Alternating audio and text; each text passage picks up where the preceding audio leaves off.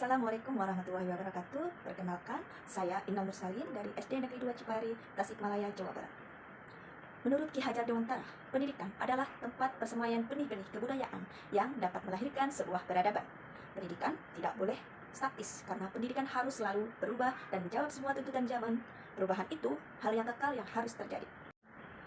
Menurut Ki Hajar Dewantara, ada 3 angka perubahan, yaitu yang pertama, kodrat keadaan, yang kedua, prinsip perubahan, dan yang ketiga adalah apa yang berubah. Di sini saya akan membahas dalam melakukan perubahan. Dalam melakukan perubahan, kita harus melihat kodrat keadaan, yaitu kodrat alam dan kodrat zaman.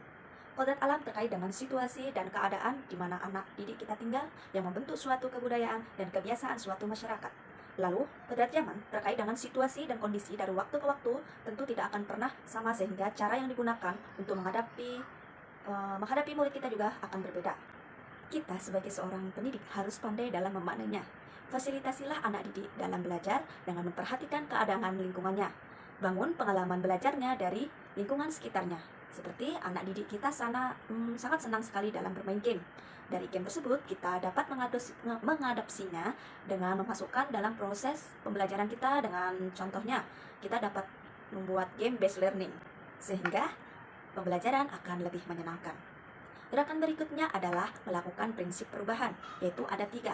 Yang pertama, kontinuitas, yang kedua, konvergensi, dan yang ketiga adalah konsentris. Menurut Ki Hajar Dewantara, kita harus melakukan sebuah dialog kritis sejarah.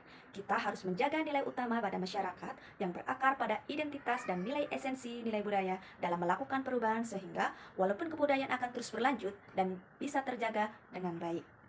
Yang kedua yaitu konvergensi, yang artinya perubahan harus memperkuat nilai-nilai kemanusiaan. Selanjutnya yaitu konsentris.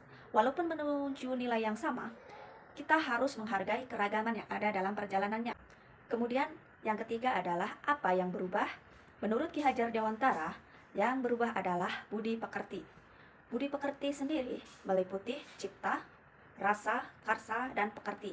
Cipta yang artinya pikiran, rasa artinya perasaan, karsa artinya kemauan, pekerti yang artinya tenaga. Jadi sebagai pendidik kita harus dapat menuntun anak-anak kita dalam mengolah cipta pikiran dengan mengolah rasa, menghaluskan perasaan anak-anak, dan ketiga mengolah karsa, yaitu memperkuat kemauan mereka dan olahraga jasmani sehingga menyehatkan jasmaninya. Jika pendidikan bisa dilakukan holistik dan seimbang, maka akan terjadi kesempurnaan budi pekerti yang membawa perubahan seseorang. Teruslah semangat untuk kita para pendidik di Indonesia dalam menuntun anak-anak, memaksimalkan kodratnya, dan tetap terus belajar sebagai pendidik. Terima kasih. Wassalamualaikum warahmatullahi wabarakatuh.